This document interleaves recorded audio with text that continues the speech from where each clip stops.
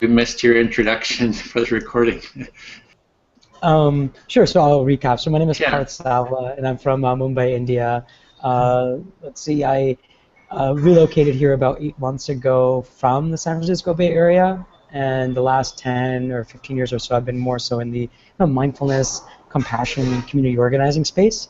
And one of the endeavors that I'm really excited about here is bringing conversations of compassion, empathy, and kind of collaborative co-creation to the NGO space in Mumbai specifically. And I'll jump in. I'm Edwin Rutsch. You mentioned the Bay Area, so I'm in the Bay Area in El Cerrito, which is just north of Berkeley, and I've started the Center for Building a Culture of Empathy and been working about 9 years on the theme of empathy, building resources, trying to build a movement around it, and really dedicating my life to how do we foster more empathy in the world. So really glad to be here. So you can maybe pass the baton over to anybody else. Oh, go ahead, Vince. No, I was going just to introduce myself. Yeah. Okay, so I'm Vincent from Mallorca, Spain, and mostly I've been working on school mediation and now on restorative practices.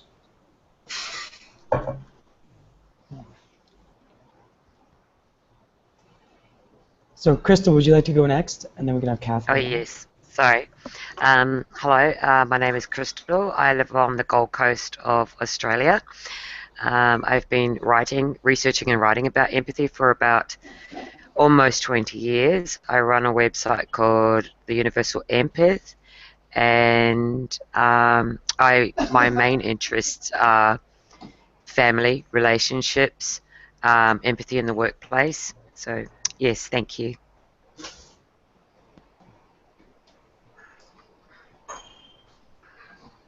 Kath, then with you, last but not least. Thanks. Yeah, I live in Petaluma, California, which is part of the extended Bay Area. Edwin, I met you through Ike and John's mediation workshop a couple years ago, 3 years ago maybe. So I've studied MVC mediation fairly extensively, and I work with families. I do some work in schools, but it's mostly with families, primarily with younger children under the age of 12, and I'm just interested in hearing what this group is doing. This is my first time entering one of these groups. Okay. Wonderful, welcome. So, Kath, before you had joined, I was mentioning kind of well, first I want to make sure everybody has access to the Google Doc. That's kind of our soft agenda for our call. It's in the chat section of the Google Hangout. So just want to confirm that you have access to that. I'm working on that. I was having a hard time, that's why I got on later today.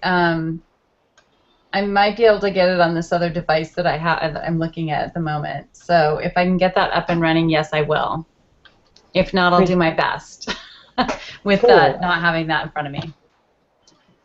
And we'll read through the quick outline as well. And so one of the things that Edwin and I are contemplating prior to our call this evening is kind of a soft agenda for the call. So one was introductions.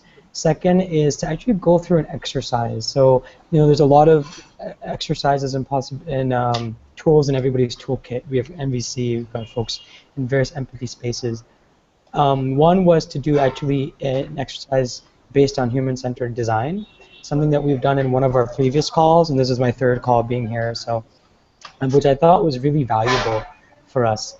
And then after that would be into some of the actual opportunities of getting involved.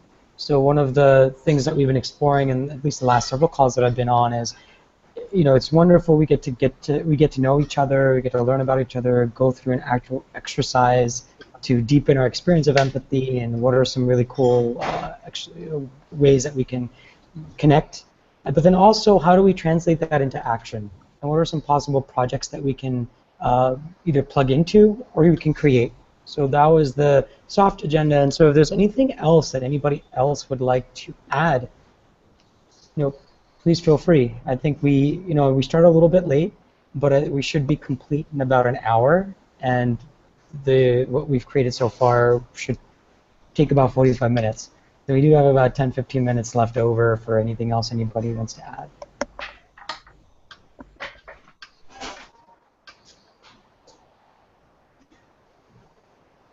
Fine with me. Great. And if there are any exercises, like particularly in the NVC space, or Crystal, some of the work you've done, Vince, from your experience with youth, you're welcome to kind of use us as guinea pigs. So like if there's any, or as subjects, or as co-creative participants, if there's any even quick exercise that comes to mind that you think would deepen our experience, either now or throughout our time together, please feel free to chime in, and we can allocate 5-10 minutes for that. Yeah, I think it's a great idea to do some exercises so we have actual exercises. So I really like that idea. So next is so the exercise that we're going to do first, and I think, and Edwin, let me know if I miss anything, because I know you've guided us through this in the past, is we have one person who's an interviewee, one person who's an interviewer, and the rest of us would actually take notes based on what we hear that person has said. So, and then we could capture those notes on the Google Doc. And it doesn't have to be perfect. I mean, we're just capturing, and then what I'll do is after our call, clean up the formatting, and then put it on the actual page in the Google site. So number 3, Kath, for your benefit, is some of these kind of co-creative generative questions. One is, like, what compelled you to join this IETA conversation? What do you hope to gain from participating? What do you envision the role vision of IETA to be? How would you like to contribute to the future of what we're co-creating? And then lastly is, like, what projects would you like to participate in as being part of this group? And any other questions that you can think of that would be interesting. So hopefully, does that work for everybody? Is everybody aligned?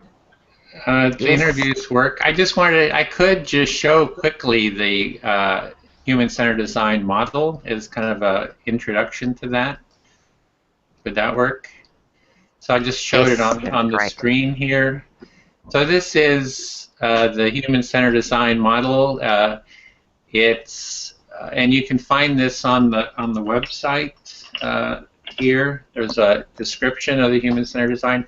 This process is also called empathic design, and the idea is that if you design anything, you can go through a series of steps, and the first step is empathy. That if you want to design anything, you need to empathize with the users you're designing for.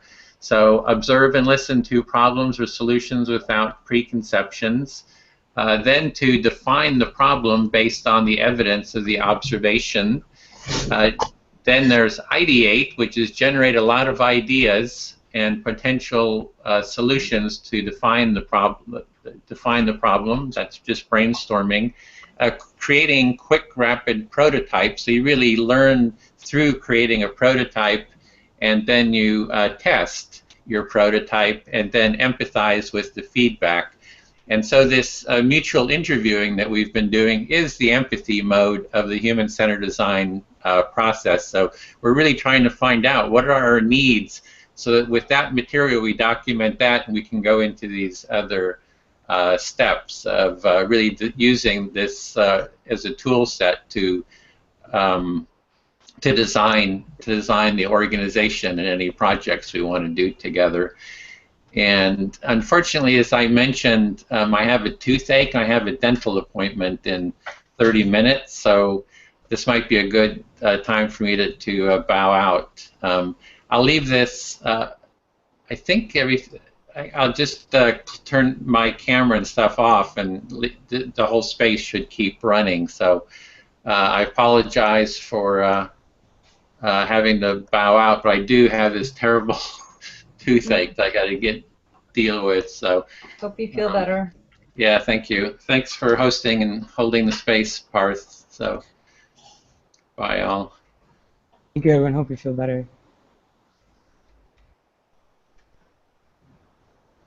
Cool. So that was a really good. So I also put the screenshot of our model in our notes. So, who would like to go first? Any volunteers who'd like to be the interviewee and interviewer?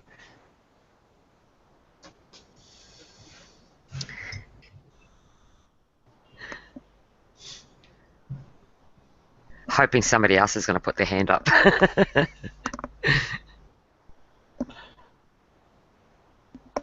Okay, I'll do it. You'll have to guide me. Would you like to be the interviewer or the interviewee?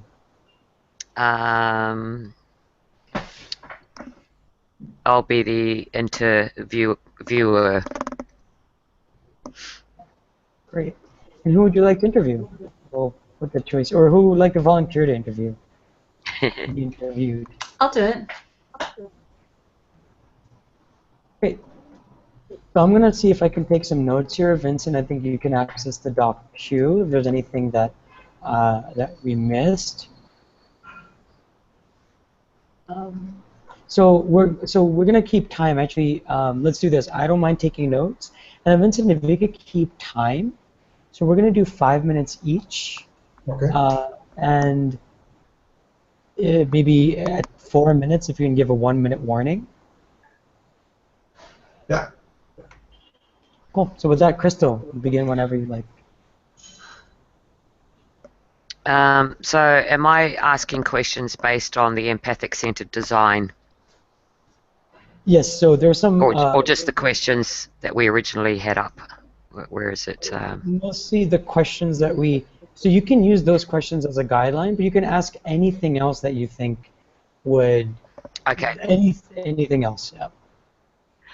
Okay, so that was the list of co-created generative questions? Correct. So you can pick from those questions, or you can add any other questions that you'd like, or that that you found helpful in your experience. Okay.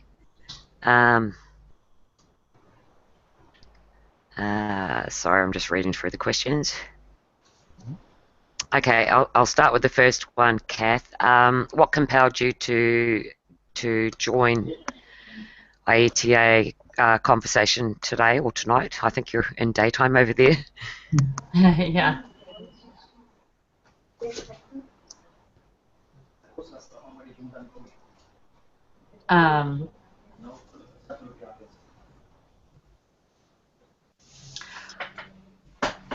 I would say mostly reaching out for more community and an exchange of ideas. I'm curious what people are doing in other parts of the world. And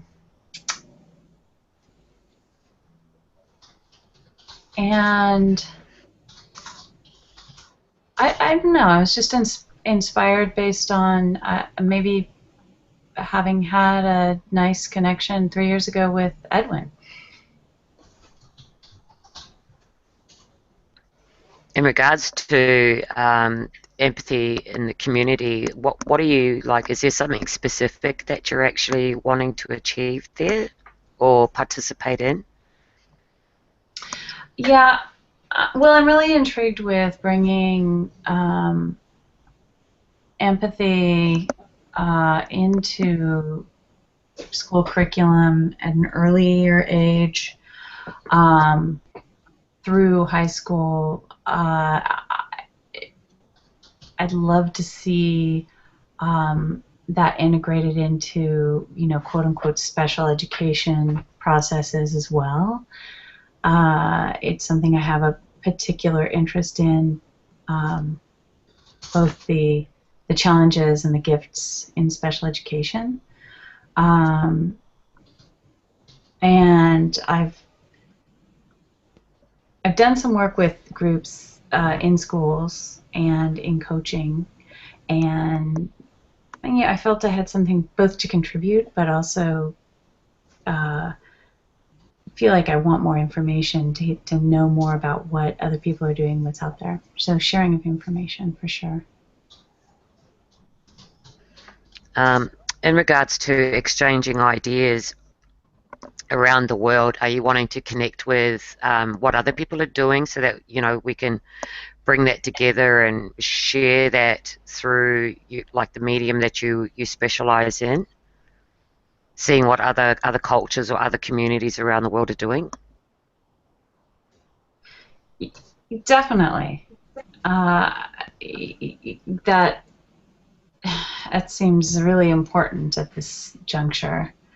So it's both like personal support and community, as well as having a larger group, a larger network to support. 1 minute. Okay. What else can I ask you? Sorry. What do you envision the role of this organization, this association? What do you envision here? I don't know enough yet to be able to answer that.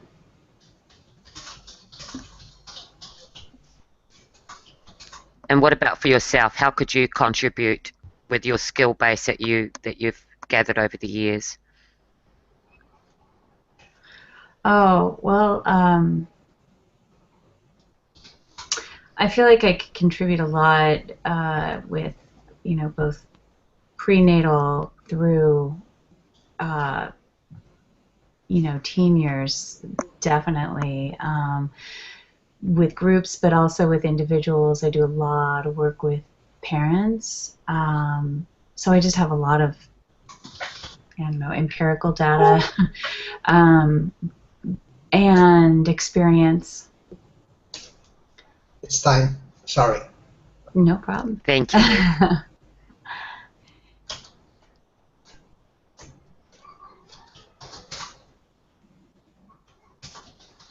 Great, Kath. Thank you. Crystal, thank you for interviewing. And then also just some other questions also to add. You're also welcome to ask any personal questions too. I mean, what I mean by that is like personal experience questions. Yeah. So we don't necessarily need to stick to the questions that we listed, which are more organizational based. It could be more personal too. So I just wanted to open up the space for that. Anybody else? So who would like to interview? Who would like to be the interviewer next, and who would like to volunteer to interview, to be interviewed? I'll volunteer to be interviewed. Awesome. So maybe it's my turn to interview. I mean, I need to do something. Okay. So, Crystal, welcome. Thank you.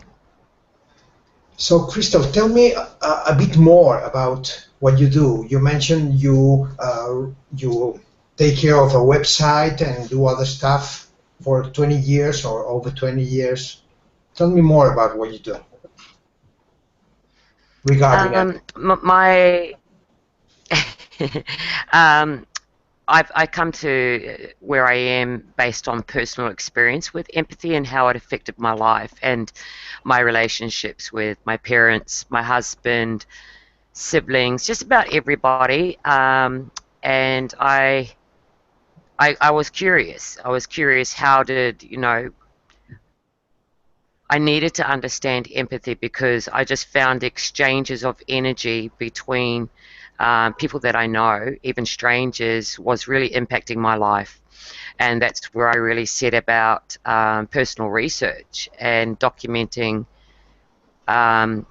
so many big parts of my life, and like with my husband, and how we would exchange energy when he'd come home from work, and it would just blow my day after having such a good day. So I began to really write and see how I wanted to understand if I could control empathy.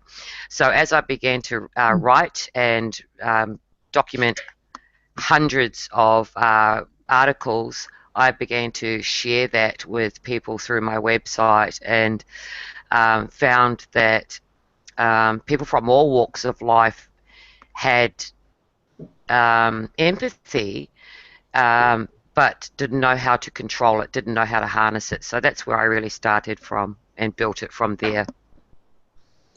So you gathered a lot of information. I understand, like articles and stuff, Lots. lots, and Yes. you've been like disseminating this information via your website. No, Yes, definitely. I was able to really put it to test too. You know what I was learning. My husband and I, um, we utilized that knowledge, and it just transformed our relationship. And well, my eldest child is 30 now, and he was 10 when I started writing, and I've raised my four sons based on everything that I've learned about empathy, and they are so different compared to um, their friends, their peers, you know, because their empathy is natural for them. So, Crystal, I'm wondering, do you have like a preferred space or environment where would you like to like work? Like, like we mentioned before, schools or parents, or is there a special environment where you would like to work? Like using this. Yes, Yes, sorry. I do utilize my website and a lot of social media. I'm about to relaunch my website in the next couple of days. It's been running for 17 odd years now. But I also find I've been working a lot on empathy in the workplace because you've got husbands and wives, boyfriends, girlfriends, you know, people of all ages. So I thought, how can I get it out there and really spread empathy? You know, so if I can teach management or team leaders empathy, and then it gets filtered down into employee, and then they take that home and spread that through their families like a ripple effect. So that was my main goal. Okay, so we have the website, and also we have like you in your daily life, not just in the family, but also in your workplace. Like you help people with, I don't know exactly how. How do you like uh, like give away or like support people being more empathic in your workplace? Yes, I'm actually developing teaching modules at the moment. So I want to go into the workplace and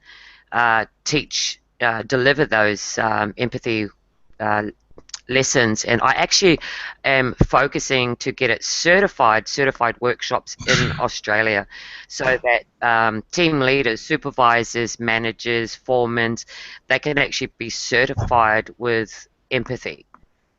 I Wow. want it to become a really important skill base to have in your, you know, in your basket of knowledge. Okay, okay. So really having like a seal of not approval, seal of approval, but something having some kind of certification or something like that seems to be important in your project. Like like Yes, people. yes, I'm developing the whole training modules now. I've been working on it for nearly a year, and then I will take it to the Australian Education, and I want it to be fully accredited. Wow. Oh, how interesting. How interesting. So my understanding so far is that you are planning to contribute maybe via your website, which you are going to put into place again very soon, and also with this like curriculum, very specific curriculum you are working on, and you are like wanting that to be like certified and acknowledged. So. Uh, 1 minute left. what part of this would you like to give or to share with with this association or any part of this? I all of it, all of it. I want it to be. I want empathy to be. I think we need to take it to another level where you can be certified in empathy training, so that people can actually take it seriously. That this is a real skill. You know, yes, it's innate But if you're not trained in it, you know, it just falls to the wayside and it's affecting so many people's lives. So if it's recognized as an actual accredited skill globally, I really feel that we can start to see the kinds of impacts we need to see in all communities across the world. There's such a massive lack of empathy. That sounds so powerful to me. Very powerful. So I'm just curious, how will you balance this empathy with like morals? So that's time. Just sorry. time. Should we stop? Okay. Okay. And what we can do is that if we, because I just want to make sure there's an opportunity for everyone to go, Yes. and we can do another round of this too, actually, which might be really beautiful to kind of unpack further layers, but just really, really wonderful. So, as you can see, I've been taking notes, and we have somebody new who's joined. Hi, Richard. Turn my volume on. Hi, Yes, I'm glad to be here. It's my first time. I've been wanting to get on for a while, but it's never worked out for me. So I'm glad to listen and share, and it worked out that I could join you today. Wonderful to have you here. Real quick, so what we've done thus far is, so there is actually a link where we are taking notes of the call too, and this this is being recorded, so you know, as well. So this is just for our own archives in the future. Perfect. Wonderful. I think that, oh, I just lost the link. It's up in here. There it is. So I'm just going to post the link here in the chat window. Okay. If you're familiar with Google Hangout here, in the upper left-hand corner, you'll see a little kind of call-out box that's blue with lines in it. You can left-click on that, and that'll reveal a little chat window along the right side of your screen. And there's a link there, so you can click on that. And we did a round of introductions, and but I think you can just kind of delve right in, and we can kind of discover a little bit more about you, and you can discover more about us. Just a quick agenda, just to recap, is... I'm sorry I'm late, by the way. No problem. And also just to acknowledge, so Edwin, who's kind of who's really been launching this conversation for a long time, he started off with us. He had to leave due to a toothache. It's been very painful for him. So he had to leave about 10 minutes ago. So my name is Parth, and I'm kind of hosting the call today. And just a quick brief of what we've gone through so far. So we did introductions.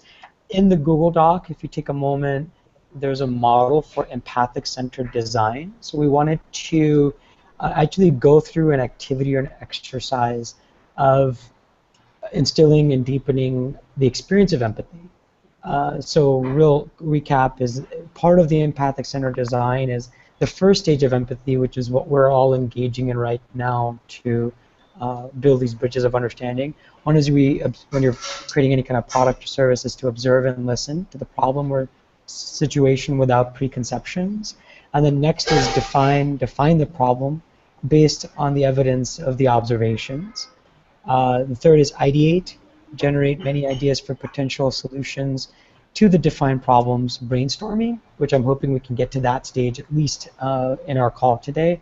And then stage 4 is prototyping, research and build working examples of ideas that are implementable. And then lastly is test, apply example prototype to the original solution or problem, and then go back to the first stage again, which is empathy, to actually get feedback and relate to feedback from an empathic place. So part of that is we're doing interviews. So one person is the interviewer, the other person is the interviewee, and there's a list of kind of guiding questions. You're not limited to these questions that are there. Number 3, it's on the bottom of the first page, list of co-created generative questions. And so thus far, Crystal interviewed Kath, and Vince interviewed Crystal. And we're doing 5 minutes each. If you're good at typing, which sometimes I need support in to help note take, would be great to have your support. And then also, now we're just kind of moving on to the next set.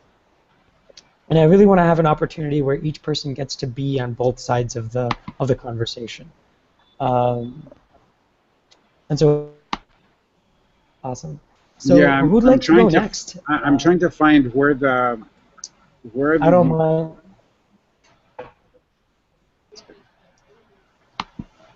Sorry, Richard. Can you repeat that? No, just I just was having trouble finding where I can look at what you said. It's on some little dashes. I'm not really familiar that much with Hangout, Google Hangout. I'm familiar with other ones, but not Hangout so much.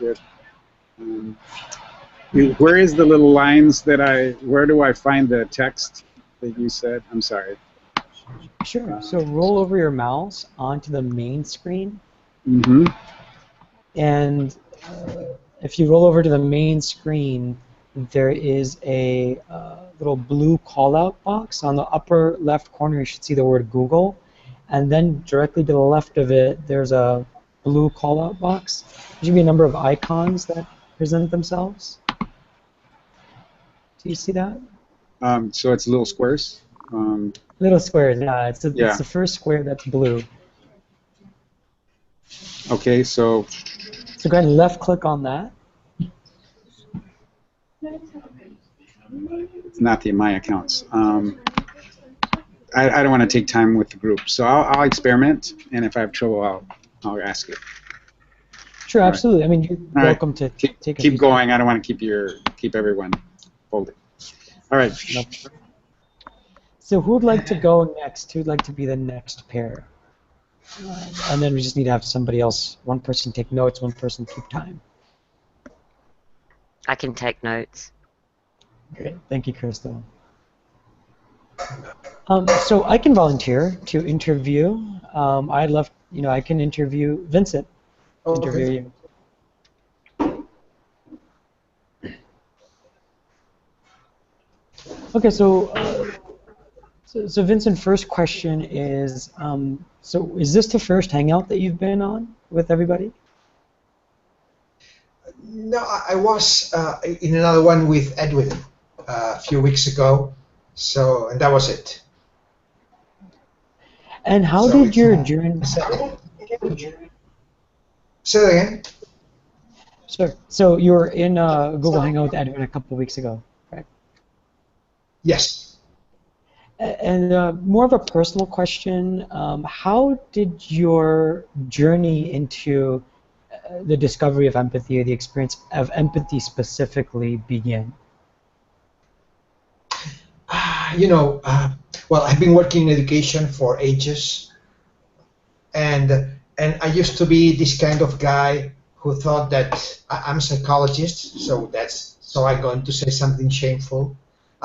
Because I was the type of guy who would say, these students, they know what they are supposed to do.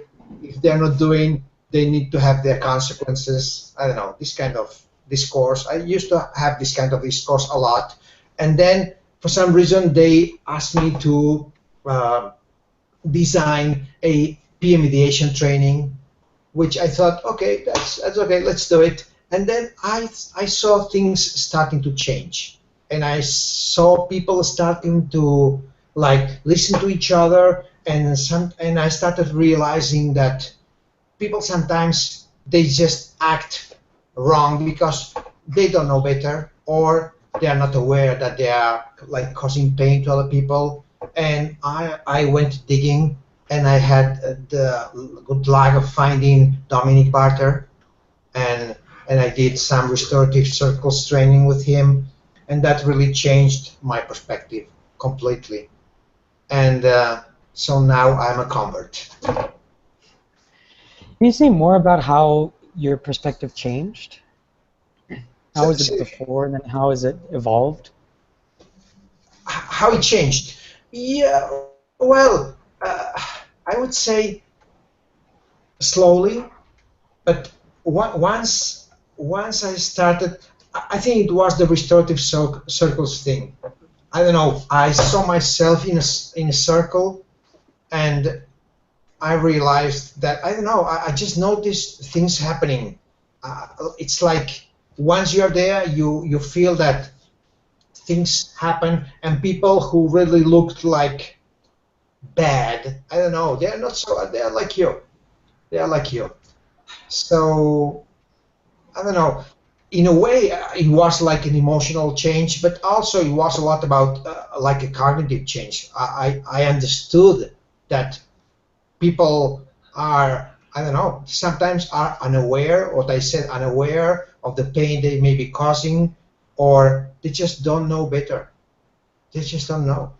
Like students, like they hit because that's what they know what to do, and they don't have any other resources. So I think it's so probably I found that it's a skill like Crystal was saying before, like it's a skill that can be acquired, and I tend to think that if I acquired part of this skill, it can be acquired. It's easy. I mean, it's something that can be taught. Thank you. So what I got was like you used to be the kind of person who had this discourse that students should know what they need to do and how come they're not doing it, and then you had been assigned to design a peer mediation training, and it was inside of that training that you saw things began changing as the more students engaged. They were listening to each other. They they saw where they were acting wrong, so to speak, and you realized that they just didn't know any better. And so as a result of seeing that, bearing witness to that shift, you're kind of now a convert to the space of empathy. Yeah. Cool. Also, if somebody could keep time, Kath, may I request that you keep time? I think there may be just 2 or 3 more minutes left. And you can just do a ding, and we can. It's a soft ding. We don't have to. We can just keep going. So, Vincent, another question for you is, what did Are you you learn? asking me? I'm sorry. Are you asking me to keep time of this next interview? Of Okay. this current interview? Okay. Yeah, because I've been looking at the clock, but I'm finding myself not being fully present. I want to be fully present. Thank you. So, Vincent, another quick question for you is, how has engaging in this process of empathy, what has that opened up for you at a personal level? Oh, okay. That's okay. Yeah, it's on a personal level. Well, it's first there is this awareness about. I don't know if that's very personal. But I like to mention that one thing I learned is that with the students, they answer as much as you ask. I mean, if you ask silly stuff, they answer silly stuff. If you like mean business, they are really honest with you. I mean, that's not what you asked. At personal level, yeah, it allows me to understand better other people, I think, and sometimes if I don't like something, like to put this into context, and I think that maybe I don't like a part of what this person is doing, but then there's so much that we share that connect us. So I'm probably more patient now. Thank you. Thank you for sharing. When you engaged, what compelled, like, what's the promise that you see of this organization, IETA, the International Empathy Teachers Association? Where would you like to see this evolve into, grow into? Okay, so I would take I would take on what Crystal said. I think it would be very good. I mean, I never thought about that before, so I'm just going. It just came up. But as Crystal said, I think it would be nice to structure things, like not be just like a fluffy association, all about peace and love. I mean, of course, peace and love, but with some structure. I think that's very important. But then I'm sure it needs to be about structure, but also about values. So because you may be very empathic and be a criminal also. That's my belief, at least. I mean, you may understand very well why people are doing this, so you may sell them soap or whatever, or Trump Oh, well, sorry, no, I didn't mean Trump. But you know what I mean. So my idea would be that it would be important for some organism to really structure this thing, to give it structure, but also not forgetting values. Gotcha. So your vision of IETA that's really important for you is to have structure, to kind of have more of an intentional space that has structure that's also based on values that provides some sense of cohesion, because you could be empathic and still be like, say, a criminal, as you mentioned, but to be able to have kind of the best of, or be able to marry those two things, structure along with Yeah, foundational because values. sometimes people think about empathy. I mean, like the street meaning of empathy sometimes is just about sympathy or about silly stuff. I don't know, things that which are not empathy to me. So I think Hmm. someone needs to make this very clear. I mean, not clear like I don't know, not in a rigid way, but clear. Cool. Thank you. So, Kath, I think that might be time, correct? From your tracking of it? I got so engaged in the interview. I have 45 seconds, but I started 5 minutes, and you were already into it. So yes, we're probably at 5. Cool. You were being empathic. You were in the space of empathy. You were connected. I wanted to start interviewing him. Well, let's pick the next pair then. Kath, do you want to interview somebody? Sure. I don't have the questions in front of me, but I'll wing it. Sure. Who would like to be interviewed?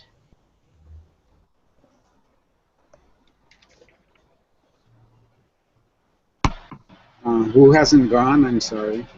I'm You glad to haven't. listen. Would you like to be interviewed? I could be. I'm fine with it. I hope there's not too much noise from the air conditioning here in Chicago in my place. Is it I'm noisy? not hearing it. Okay. Yeah.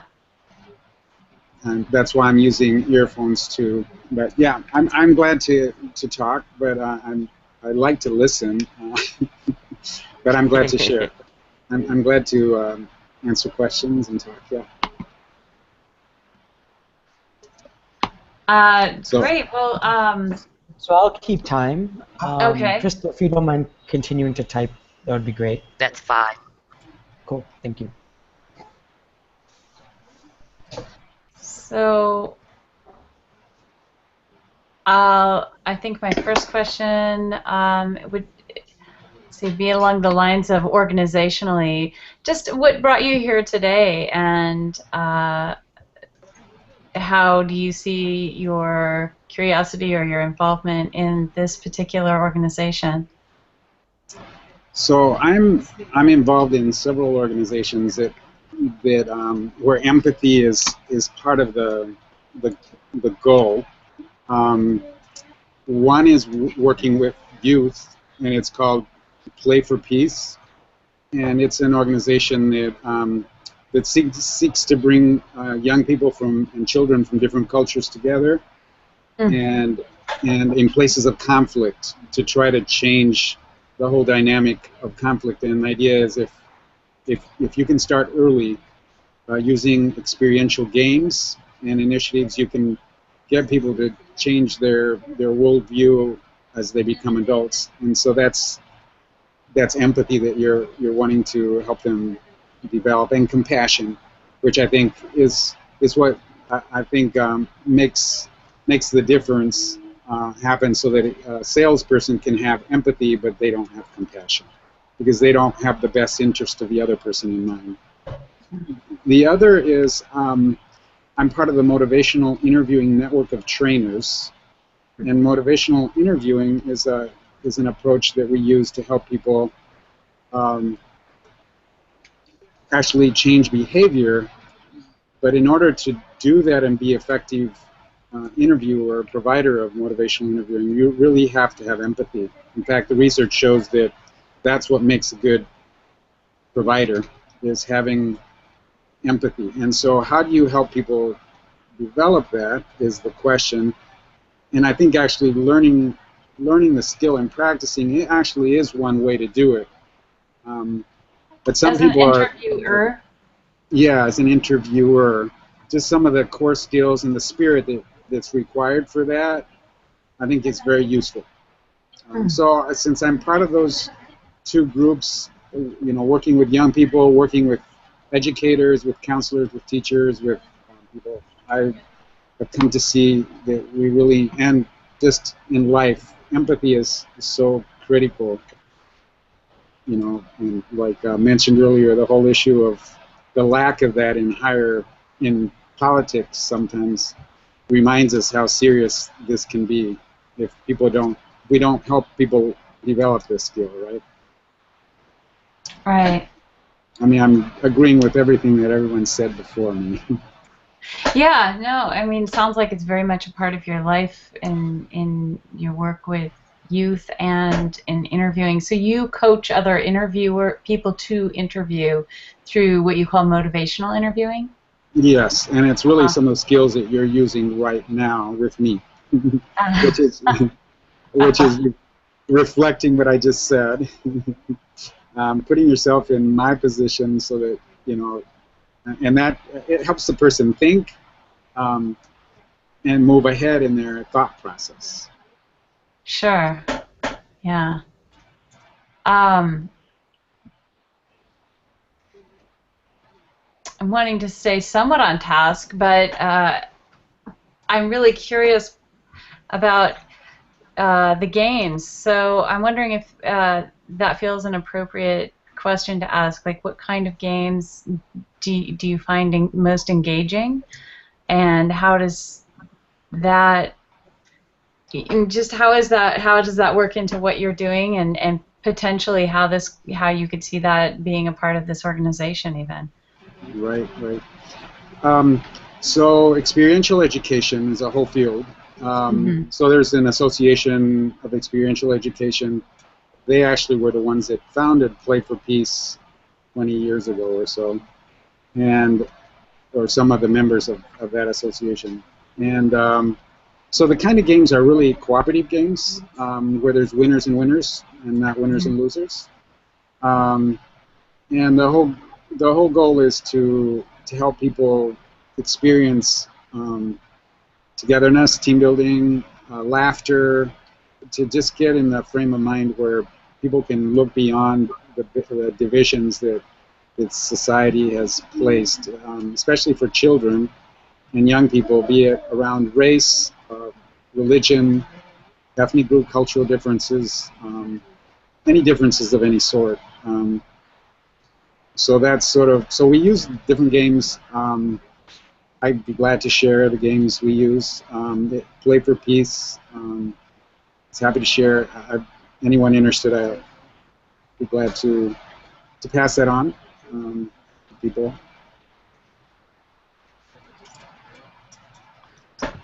I mean, we could play a game right now if you want, except that usually you have to be in the same place rather than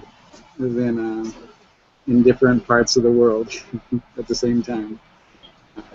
But the idea is to get laughter going and then helping people develop trust. And so it's a whole field of experiential education. Kind of connecting to our common humanity. Exactly. Yeah. 1 minute left. Was that time? So, I think, yeah, we're at 6 minutes. Okay. One more. Oh, are we at 6 minutes? We can do one more minute if we want to. I think if we've all gone over by a minute, it happens. So I'm looking at some questions, and I don't know, what would you like to ask?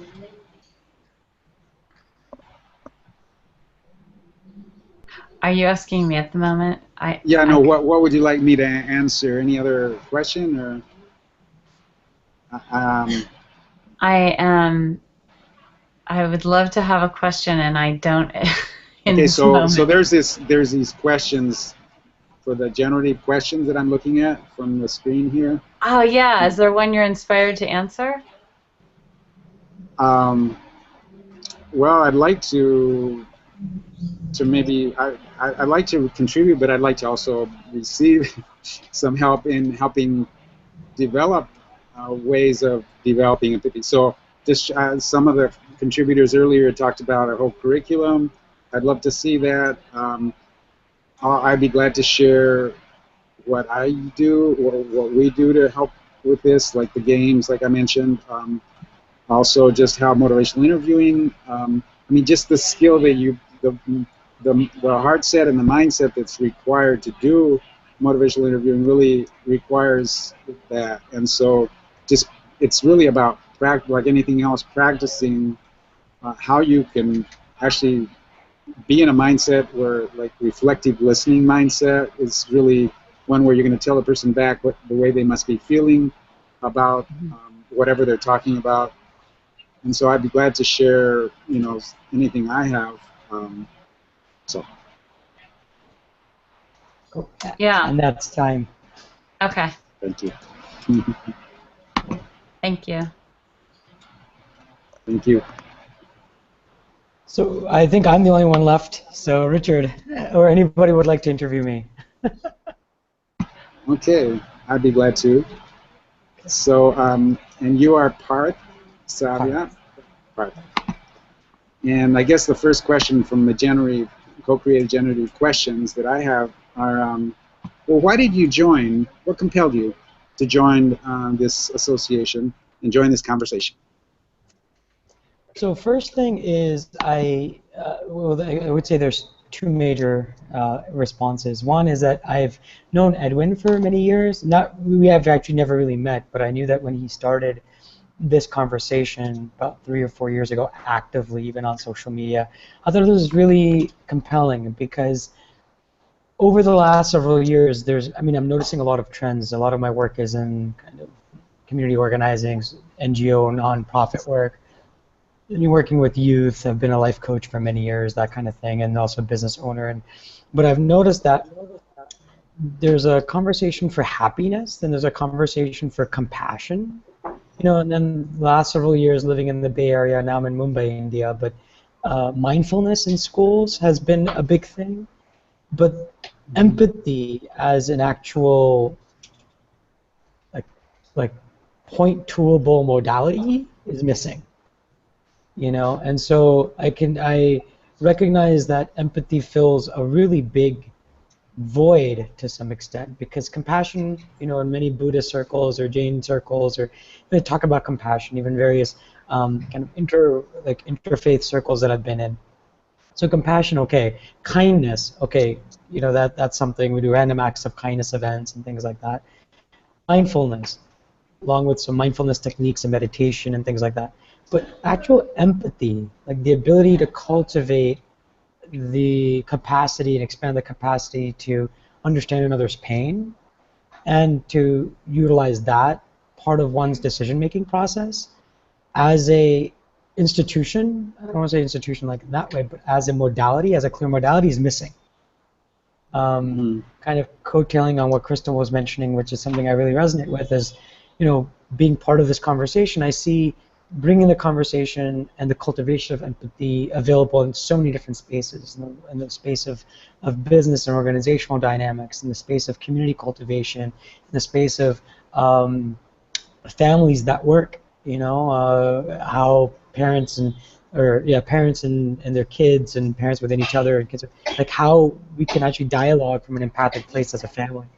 And then also in empathy, not just towards like two-legged people, which is human beings, but also like to four-legged people, like animals, and how do we understand ourselves and deepen our understanding of ourselves as part of this larger kind of larger matrix of life, and deepen how what we do and the choices that we make really impact the environment around us. Yeah, so you sort of feel like it's a bigger thing than, compassion is is something that's part of religious spiritual practices and mindfulness and so forth. That's built in, but in some ways this skill of empathy, of really feeling the pain of others, is something that really you feel it needs to be nurtured in various sectors of society, from business to nonprofits to family life, and just that this is something that attracted you to see this with as you connected with social media, and Edwin, you saw that as this is something I want to get involved with. Absolutely. So let me ask you, what do you hope to gain in this process of being part of these conversations? What do you want to get out of this? A lot of things. One is I also, like, as I've gone through a number of different experiences, even recently, I noticed my own blocks. The things that I feel like the access to unconditional love is the inquiry and the awareness of what the conditions are by which I love, right? Or what the conditions by which I connect. And that's something that's a lifelong kind of journey for me. And so what I hope to gain is I'd love to see this, like International Empathy Teachers Association, or maybe even a different name. I don't know if that name quite resonates for me, but this group to be. But this group to be, like, for us to have a conference, a 2 to 3 day conference, and for this group to be an incubator space, where there may be some aspects of it that are, that might be prescriptive, where, like, what is a definition of empathy that we can all align on, or at least as a guideline, as a living document, but then also in addition to that, where people can come together from all walks of life, from various faiths, from various indigenous traditions, from various cultures, and really dialogue around how to implement and practice empathy, kind of something similar to what Vincent was saying earlier of, not just the kind of feel-good feelings of it, but actually how do I get trained in certain tools and certain modalities and create breakthroughs and transformation in my life, learn more about myself and my shadow self, and also be able to bring that to the communities around me. And also be able to, people who are just in such deep pain, they don't feel heard, they feel alone, the experience of isolation, to not be there. And for us to have this experience, like, and again, training to some extent, but also a sense of community where people realize that, oh, we're all human beings, we're not necessarily human doings, that we can all come together, and that we can celebrate each other's diversity, and at the same time we're human, and to be able to engage in practices, modalities, exercises, games, methodologies, NVC, whatever it is, where we can just kind of deepen, have a good time, feel that we're part of this human family, and then allow that to kind of seep in and drive our decision making.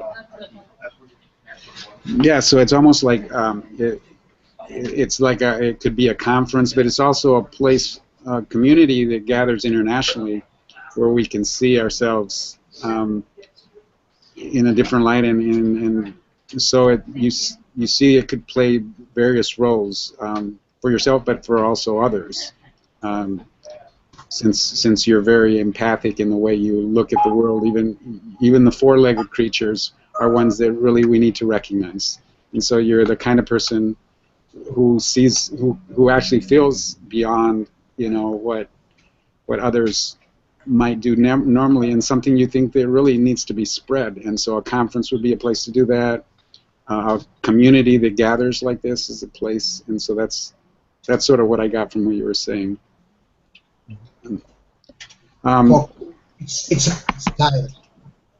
Well, we have, let's see, I think we're at 6 or 7 minutes now. Yeah, but it's time. Thank you. Thanks for sharing, Thank part. you. That was great. Thank you, Richard. Very cool. So I'm looking at time. Typically our scheduled, these hangouts are about an hour and a half. I think we all started about 15 minutes late. Right now, I mean, would everybody feel comfortable with going another half an hour? That we can actually maybe take some time to maybe flesh out some of the things that maybe do a quick feedback session, like how did that feel, that kind of thing, maybe 1 minute each or 2 minutes each, and then go into the next piece of the agenda. And then we can even, Richard, if you want to take us through a game, you're welcome to take us through a game as well. Um, so I just kind of want to check in with the group of what you're feeling right now, and if another 30 minutes would work for you, or less time, or I can be on until 11:30, so that's a little less than 15 minutes for me. thanks. How about everybody else? I'm good. I'm easy. Yeah, I'm good with 15 minutes or half an hour, either one. Me too. So I'm kind of feeling maybe another half an hour would be great, and then Kath, of course, and if you need to leave earlier, too. Just pop off at that point. Cool. So next question. So the next piece was going into, and especially it's so wonderful that all of us, that there are many veterans in the room, that have been working in this space for a long time, I feel. What are some explorations of how you define empathy? I'm going a little bit off the guidelines here because next item number 4, bullet point number 4 was going right into kind of execution, but I'm kind of thinking like it'd be interesting to explore for all of us some aligned definition of what empathy is, or what an empath is, or what empathic development is. So, which can be a very nebulous kind of space, right? So I wanted to see if we were down for kind of taking a crack at what we think empathy means and dialoguing a little bit about that for maybe 10 minutes. I have a question. Are we going to do any debriefing about the interviews? Oh, yes, I'm so sorry. We should do that, actually. I think that would be... I don't mean now. I at some point. What does everyone think? Do we want to do that now, just for Kath's benefit? So, like, this section is complete? What is everyone feeling? Yes. Yep. If it's for my benefit, I'm inclined to go towards the empathy question. But if we want to have completion with the interviews, then we can do that too. I don't feel super strongly one way or the other. I'm leaning towards the empathy question.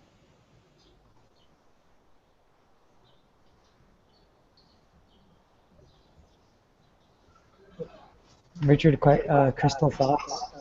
Yeah, I'm fine with the empathy question. We can come back to it since we're cutting. She's going to leave us sooner, so we could move ahead and then come back to this if you.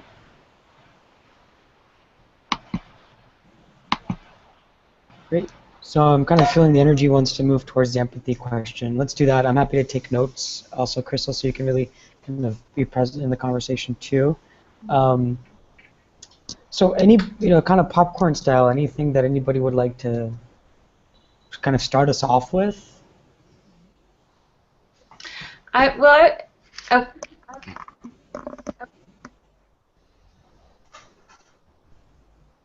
No, I'm waiting. Oh no, sorry. I was leaning closer to to listen. I've got my headphones on. I'm not sure I understand exactly why the faces pop up when they do. So when I see a face pop up on the main screen, I'm pausing. So maybe somebody can explain how that happens. Sure. So there's two kind of toggle features or two features in the Google Hangout. Is whoever's talking, usually that's the person whose face pops up first, so you can really see that person speaking. And then if you want to freeze on a person, then you kind of left click on their face, and there's a little white square that arises around their face, around the little icon, and then you can left click again, and then it goes back to the speaker. So it kind of automatically detects where the sound is coming from and puts that speaker on top. So if you're a person who wiggles around a lot, you might end up on the screen a lot.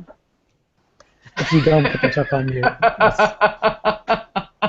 Being a wiggler, I'll have to keep that in mind. Well, I'll speak to something with empathy that I was just meditating on this the other day, how, sitting with the question of empathy and thinking, oh, it's so much about presence. Presence with oneself in self-empathy, and presence with another person or another being. And I've had several experiences recently where it didn't have anything to do with words or language or even common culture, age. It so went beyond that to simply being present to another or to oneself.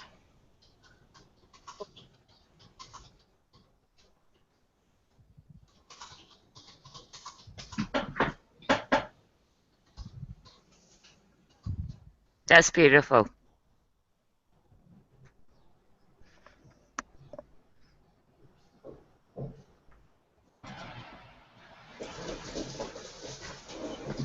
I think the issue of being of oneself, it's pretty normal because everyone can feel their own pain. Although I think sometimes we bury it, so maybe that makes sense. That we need to pay attention to that, to where we're feeling, because we bury it, and then because we bury it, then we can lash out at people, so, or whatever. So that makes sense. I think it requires a certain mindset and heart set. That's the part that I think are skills that we can develop. Because I think as I read about empathy, I think it is something that evolutionary-wise, that's something that humans have gotten us where we're at currently. Without empathy, I think we wouldn't be.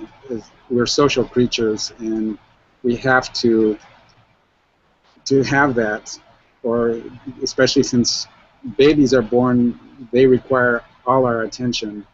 So one of the exercises I like to do is have us look at baby pictures, and then that feeling that comes when you look at a baby picture is really empathic feeling that then you can translate and put other pictures that are not babies and see if that feeling can carry over.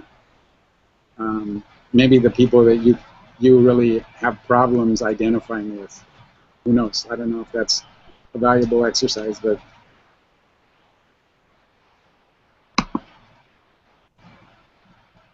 I like that. I think it's easy to judge those adults in their adult place, but when we can, and yet we can look at a child and feel empathy and connection. And so to be able to connect with that child part of someone through a picture would naturally elicit that empathic response.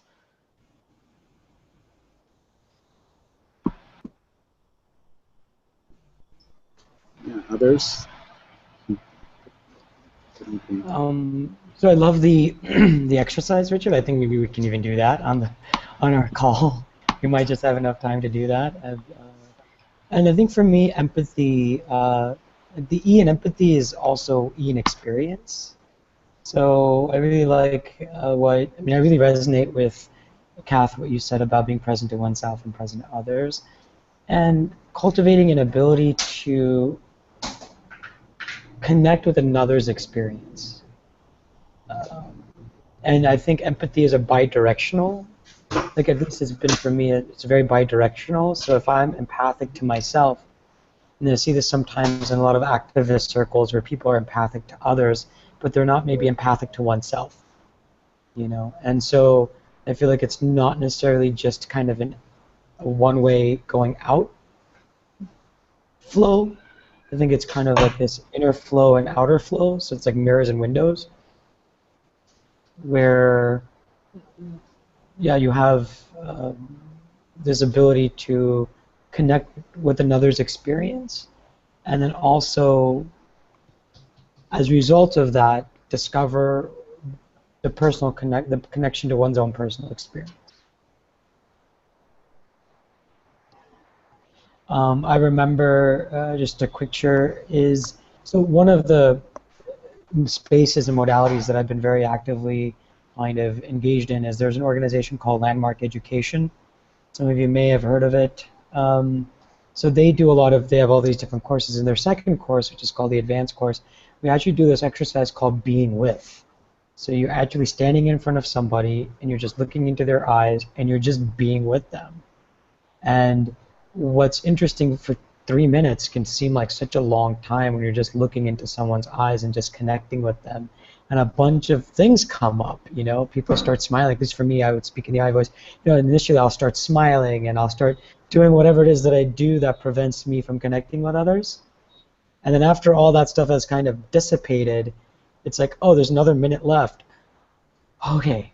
And then all of a sudden I'm just connected and I'm like, wow, this is another beautiful human being. And we're just, both of us are just brought to tears with this recognition of mirroring each other's self in each other. So, and that's literally 3 to 4 minutes, how deep you can go when you're just in that space of presence and stillness.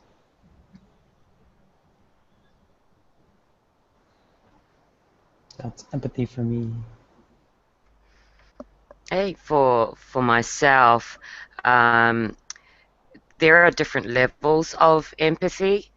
You can have trained empathy. I believe we are all born with empathy, and how we are raised will determine the strength of our empathy and how natural it becomes to us. That nurturing is so important at a very early stage, but it doesn't mean we can't learn it at any stage.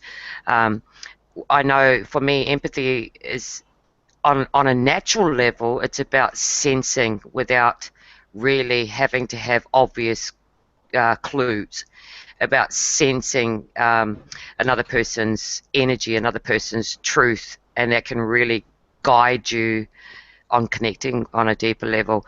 We feel, but it doesn't necessarily mean that we actually know what we're feeling.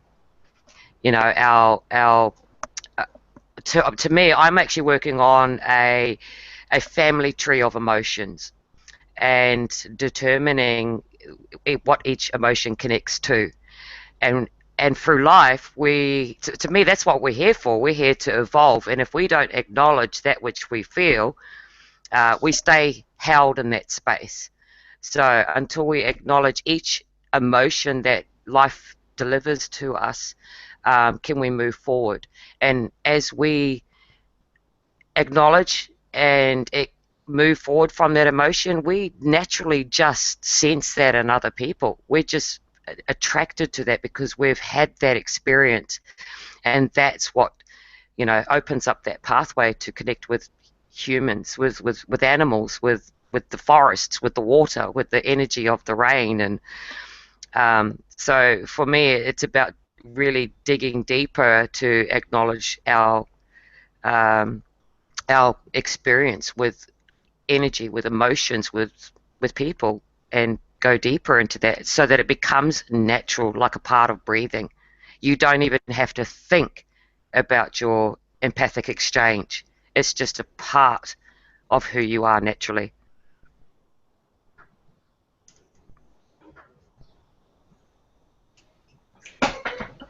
Is it, so I'm hearing that it's for you not just feeling or experiencing an emotion, but it's experiencing that more fully and connecting it then one step further to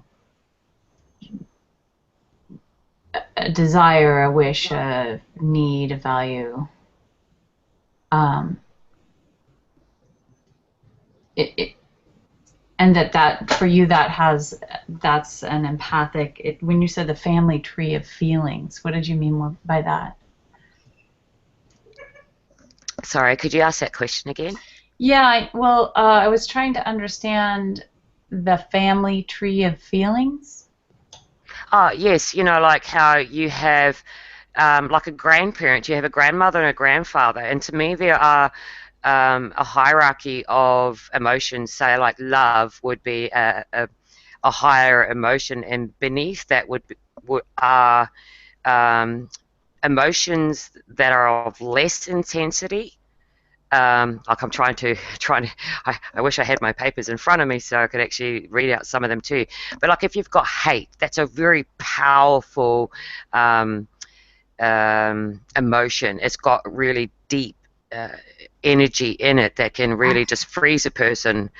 And then you've got lesser emotions like I'm just trying to think, like fear, because I would say that, you know, yeah, I'm just trying to describe this in a way that makes sense. There are It's lesser mining your emotions that lead to higher emotions. Yeah, so the hate could be fear, could be hurt, it could be sadness. Frustration, it could be Frustration. anxiety. Stress is, you know, some people would consider stress has a different level to anxiety. And different triggers, things that trigger that. But if you don't acknowledge what each emotion is actually bringing to you, you just stay there. But when you do acknowledge it, you go into that emotion, you get taught from it, you know, and you get to understand how it affects you, because mostly we just get locked in perception. We have an experience, and then we tend to overbuild it with thought, perception, and we get stuck there. So we're not actually able to move beyond and keep evolving emotionally until we're not held. I don't know if that made any sense. It did actually, and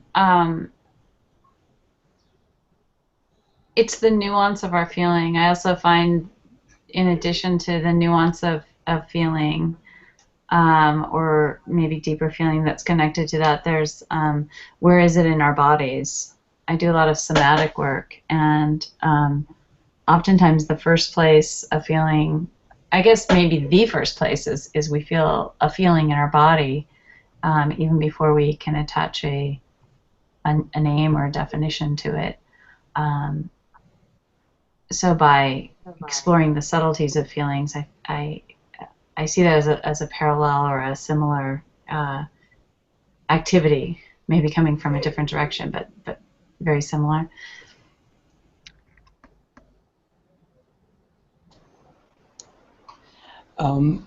Just wanted to, since everybody's had a chance to share, except for I think Vince, I wanted to ask you if you had any thoughts, reflections thus far. Yeah.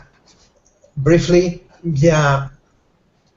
I guess my definition of empathy is not like, is like somewhat narrow. I'm thinking about mirror neurons, and you know, to me, there is empathy when I listen to someone and I say, and I reflect what they say, and they say, that's exactly it. I think that's empathy. I try to be like, to restrict empathy to just understanding what the other person is really feeling. Of course, and saying, of course, that means that I'm processing what they are saying and like comparing what they are saying to my experiences and saying, oh, that's that. I'm going to ask if that's that really. So yeah, I kind of try to keep it simple, because I'm always thinking about how am I going to teach that, so there is no confusion. I don't know if that's clear. I try to be clear, but I don't know. Okay. Great, thank you. So I'm looking at the doc here. There's been a lot of really great thoughts being shared. So I'm kind of wondering, I mean, are there any, and I think Kath, do you still not have access to the, I'm going to see if I can put the thoughts here in the chat window, just for your reference. Are you able to access the chat window on the Google Hangout screen?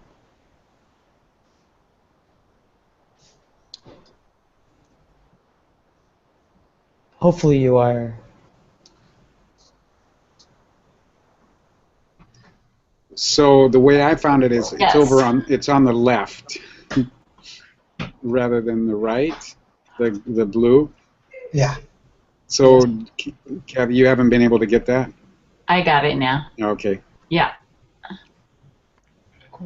I said yes, but I had muted because my son was giggling so much in the background. I was afraid it was going to be distracting. And my heart was just open with the fact that here we are talking about empathy. He has no idea that that's going on, and he's just in the background just cracking up. It's awesome. I want to take I wanted to invite us to take a few minutes to see if there are any common phrases, just again, there's a first crack at what our kind of collective definition of empathy might look like now as we review what folks have written. What do we think?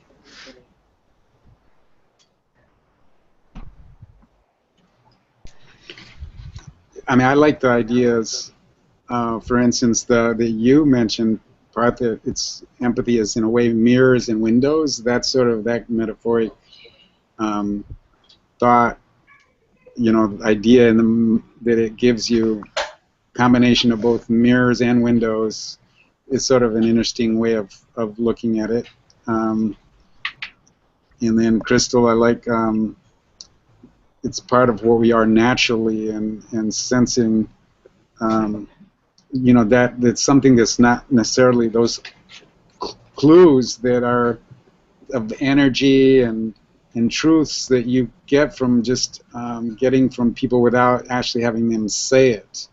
That's sort of it's real interesting, and the feelings that we get sort of our body that you mentioned, Kathy, right? That it's a part of our body that you sort of sense this. So it's sort of interesting that it's almost intuitive. Some of it's intuitive. Some of it's like I think, Vince, what you're talking about is cognitive, is like understanding what people are saying and getting it right. So there's all these like the word nuance came in, but all these different things that are part of being empathic. So that it was interesting to see that diversity of thought that brings this whole thing together.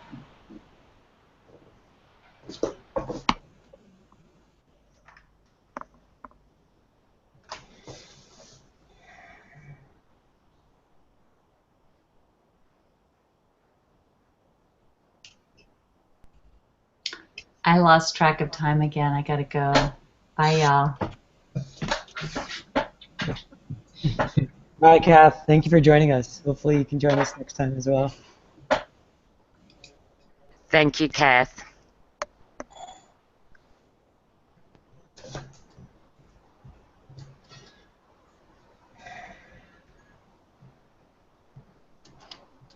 Any other thoughts? Any other phrases that continue to resonate? So what I'm doing now is I'm on the doc and I'm just putting it in red as people kind of recall phrases or things, just to try to find some kind of consensus languaging.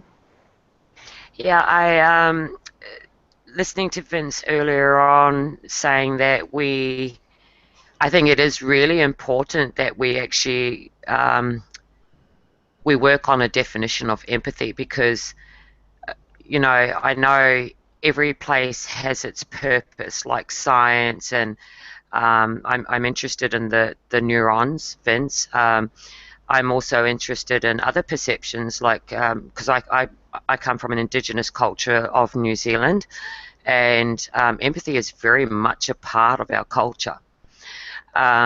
So there's a lot of a very strong spiritual background for me with empathy, and I see that in a lot of Indigenous cultures, even here in Australia.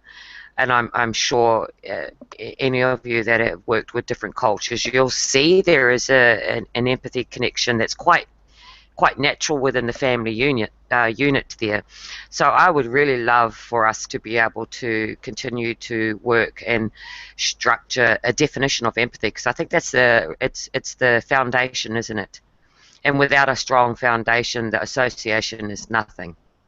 So, you know, and I love everybody's ideas, well, you know, everybody's understanding of empathy. To me, they all come together. There's not one that's more stronger than the other. They all matter. So how can we bring that together?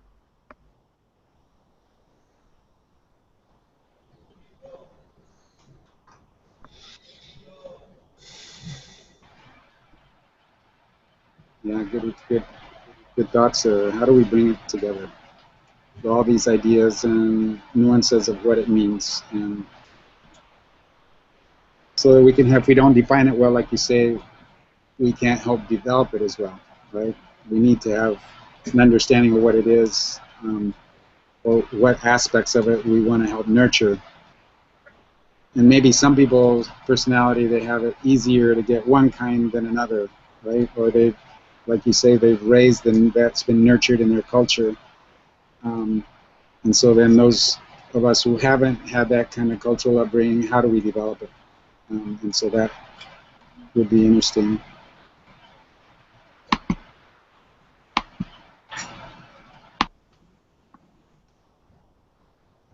Does anyone have any ideas on how to kind of tease out these kind of common threads in language that we've all shared?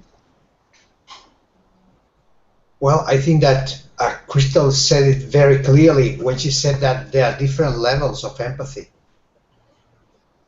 I'm sure we can find easily a good definition of empathy, and then we can like, I think that we can have like a basic definition, and then we can like add nuances, and we can add like things that deepen this empathy. But I don't think it's going to be. I think if we would spend, if we Google a little bit, or maybe someone has already on the well, easily, but we would find easily a definition of empathy we would agree on, I think.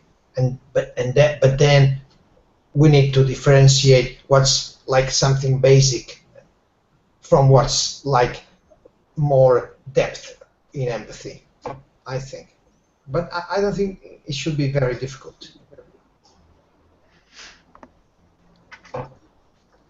So I just went ahead and Googled it, and it said from Google, empathy, the ability to understand and share the feelings of another. Which I think empathy can go a little deeper perhaps than that. Yeah, but that wouldn't be bad. I mean, that would be a lot to me. There would be a lot, just not just minding my own mind, but also minding other people's minds. I think that would be a lot. But then, of course, you can go deeper. But if you are like planning to train, probably there are some basic trainings and more in-depth trainings, I think. And I wouldn't like scare people initially with like very in-depth, a very in-depth definition of empathy. Am I scaring you now? No.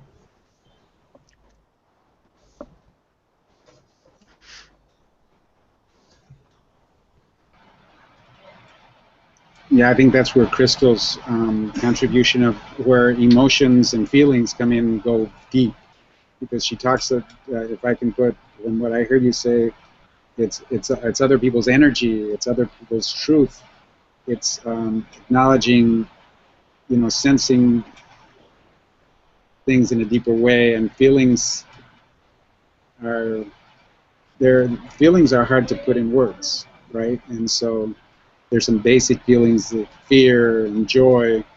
You know, you can bring a lot of things together to get that, or surprise. But there's all this being able to really get at where somebody else is is almost a part of our brain that's not our cognitive side. It's more of our non-cognitive, is just working in the background.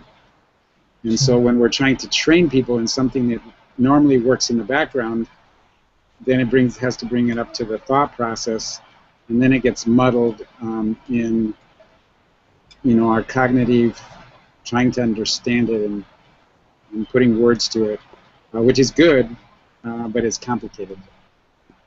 Seems like that.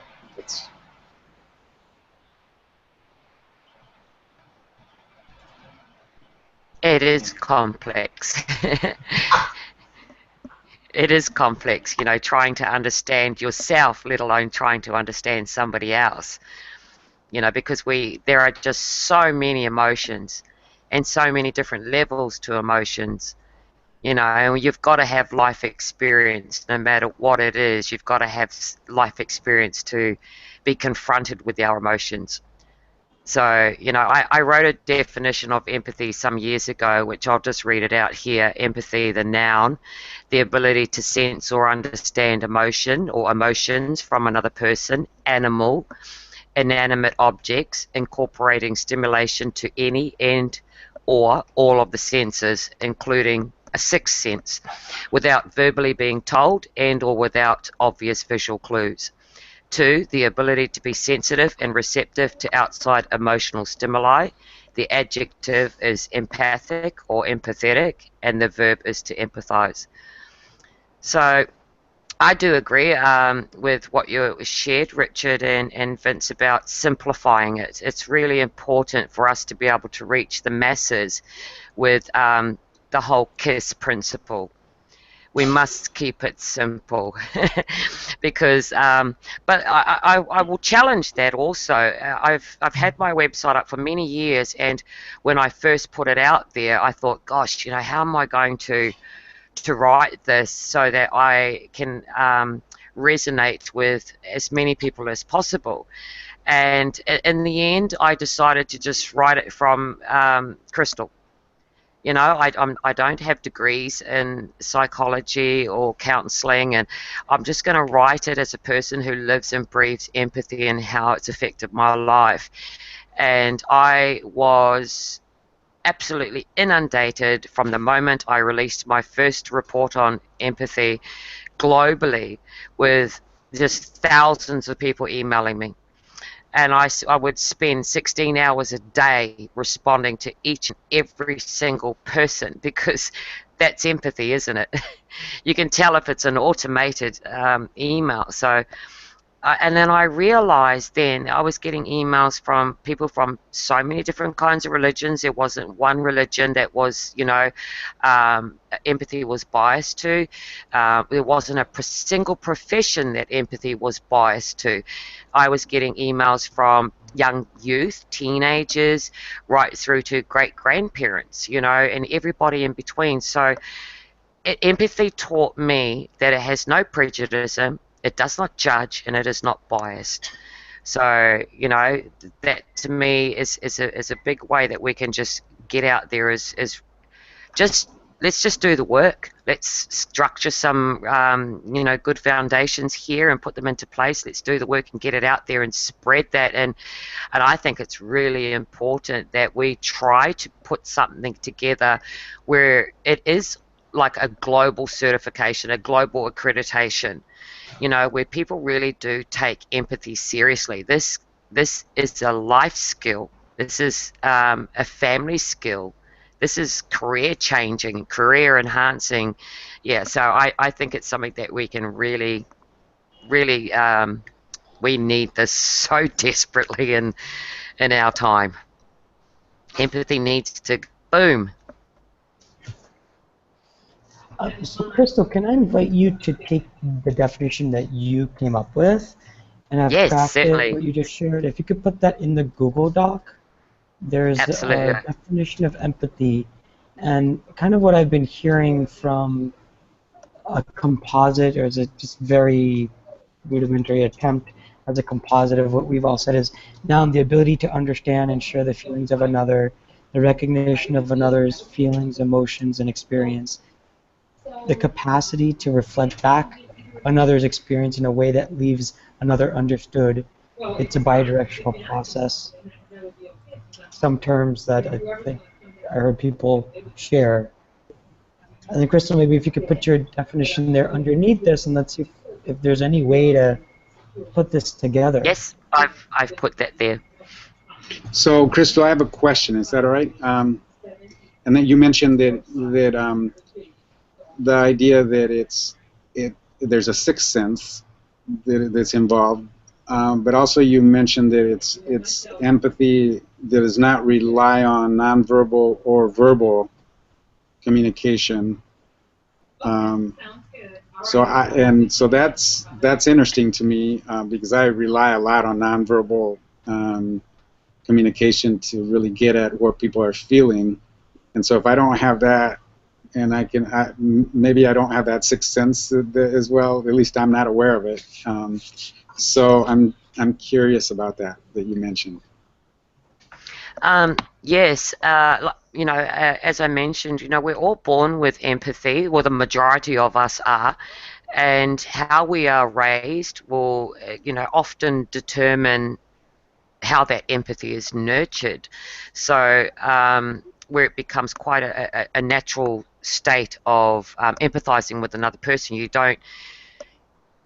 there is an inexplainable, and for lack of a better word, I'll use the sixth sense. It's not something that can be measured really, but I don't know. There'll be times when you just have the sense, like with a partner or with a child, that something's going on with them without even being able to be told that. You can just sense this energy shift, and it's not even about.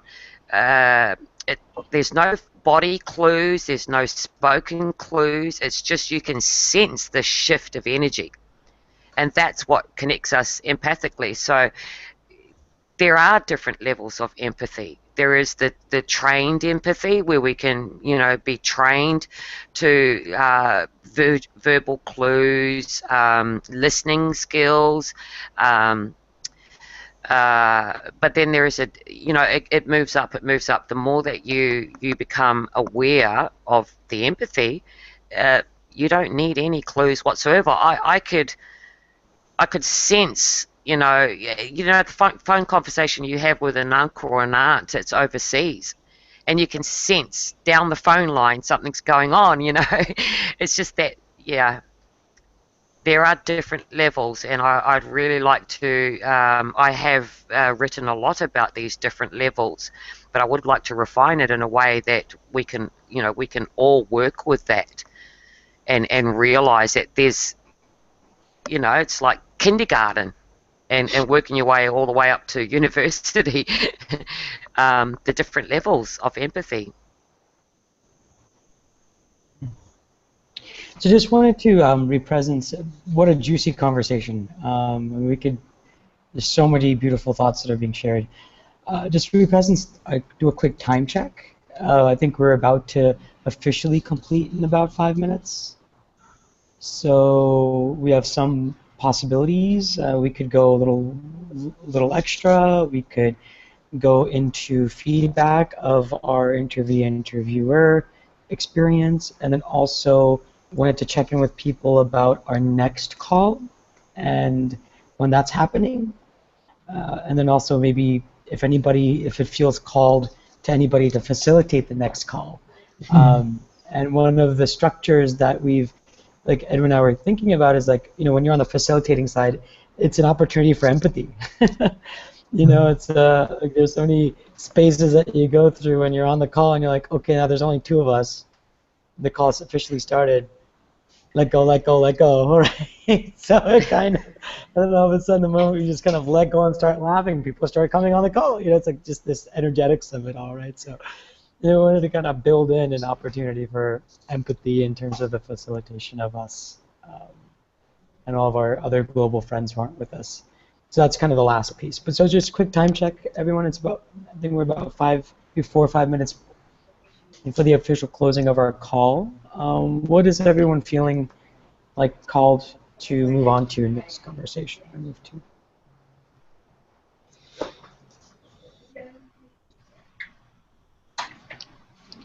I would be interested in finding out people's existing resources. Crystal has talked about, she's written a lot on levels. I'd love to see that.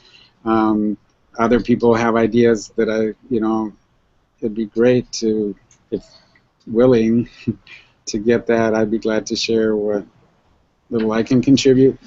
So if there's a way to do that, and maybe it's already somewhere. There's some of that, but it would be, I think, I agree with you, Richard, it would be valuable to share resources. We could do that now on the call, or we could, everybody's got the link to the meeting notes will be shared, and you can add a list of resources in your own time too, and make a list for people. And maybe even add in your email address and phone number in the event that you want to invite people to connect with you. That'd be great. Yes, I'm happy to share my website as soon as I relaunch it, and my Facebook page. I've actually got a few social media, just trying to get out there as much as possible. I would really love, Richard, to hear how you incorporate games, and how that creates this connectedness. I think that's really awesome, and I'd love to hear how you do that. I really love all the sharing that's been happening here. I'm really interested in working with everybody and the different skill and understanding that everybody's bringing. So I think that can only give strength to making this association something really quite special. Thank you.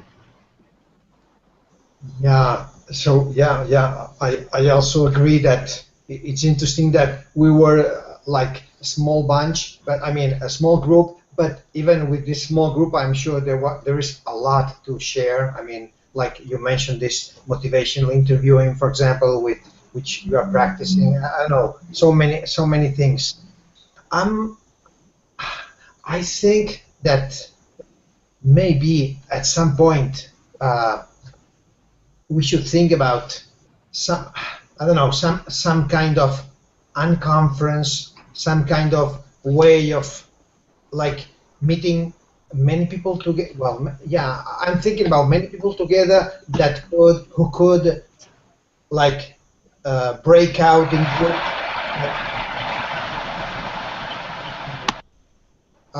break out in groups, and maybe like I don't know.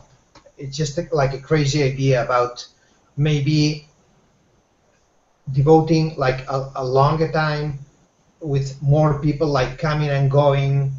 Sorry, it's still indefinite, so I'll stop it.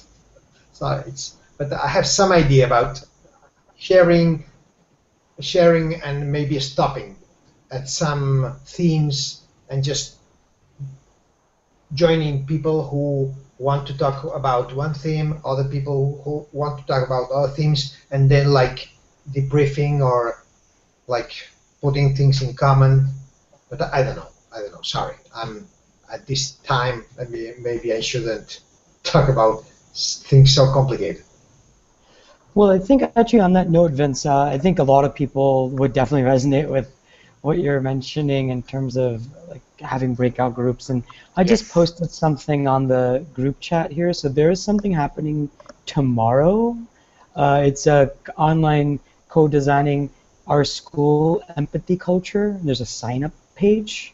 So it's actually almost a 3-hour, I think, online workshop where a number of people will be getting together tomorrow to really think about how to co-design an empathic culture in our school.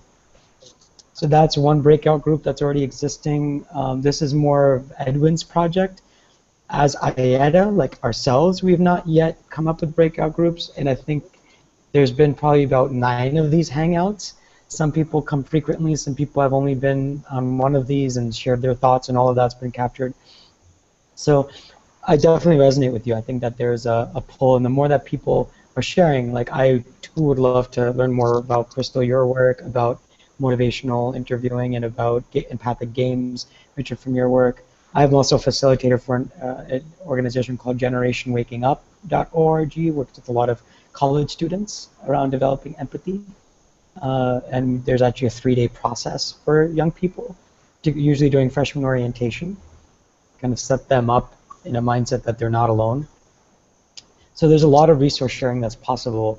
One thing that we can do is on the Google Doc, since you all have the Google Doc up, if you want to take 2 minutes and we want to just type some things in and just add some things like motivational interviewing, Richard, like what does that look like? And can you put your email address and your phone number if one of us wants to connect with you more? Crystal, what is if you can pop in your website links. Vince, any of the resources that you'd like to share. Maybe we can take a minute to do that. What does everybody feel?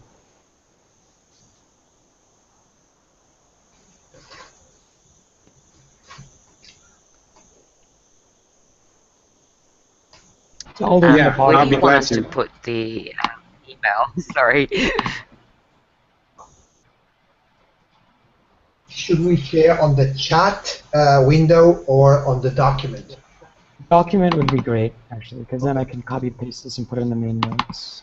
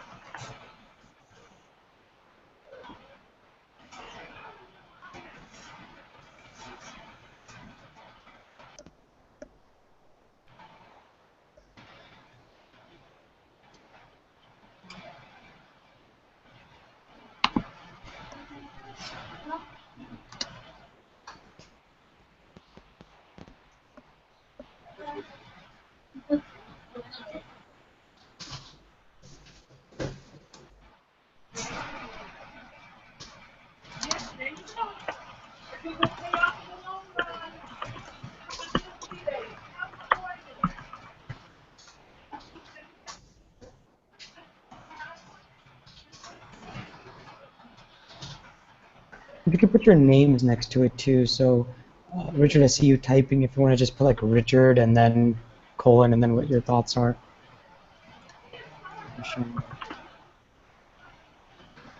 And I also invite people to write in like what they're looking for. So if people are interested in connecting with other people around, I think I heard cultivation of empathy for young people, and how have you done that? That would be also really good to put here. So maybe other people in the community can contact you. You can contact others.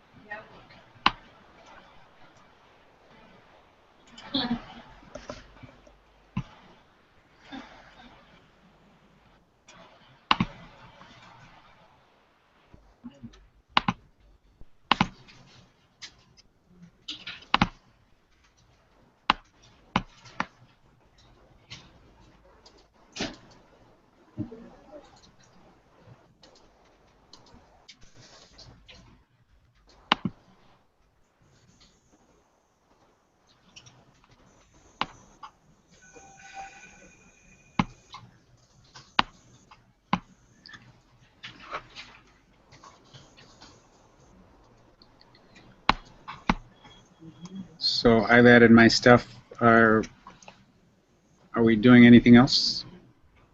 I think we're about 10 minutes over time, actually. So I appreciate everyone's generosity. I've also listed some links on the chat window. There's another resource. There's an online course for the book, The Stress Solution, Using Empathy and Cognitive Behavioral Therapy to Reduce Anxiety and Develop Resilience discussion. That's happening August 11th. Just date, yeah, I think that's happening August 11th. Yes. So you're welcome to sign up for that. There's 2 people who've signed up already. I think max is 5 that go to Google Hangout. If you'd like to host a Google Hangout too, for those of you who have got a lot of experience in maybe taking us through some experiential exercises like motivational interviewing or empathic games, or Crystal, some of the resources you've gone through, Vincent, some of the work that you've done with college students, you're welcome to do that as well. We'd love to have you host. And kind of spread your work with other members of our community. If you have an interest in doing that, just express your interest on the bottom of the Google Doc.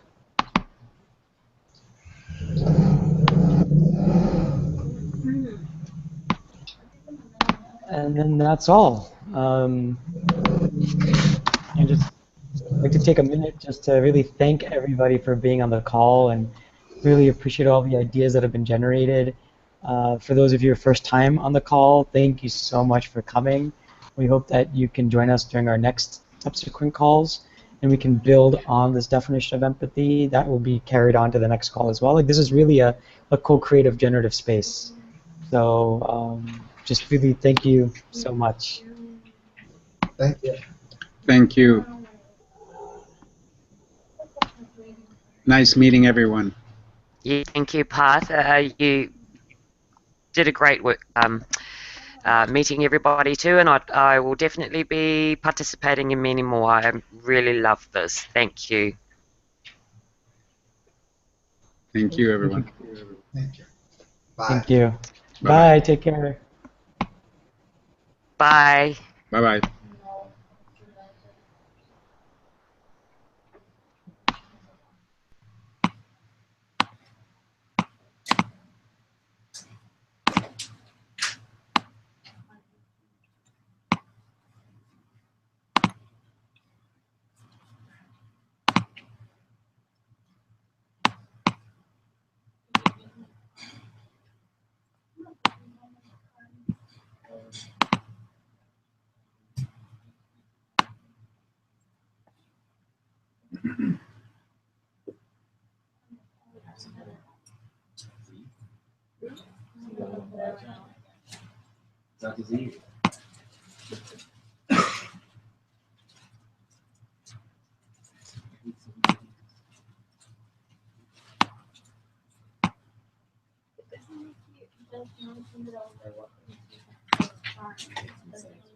What is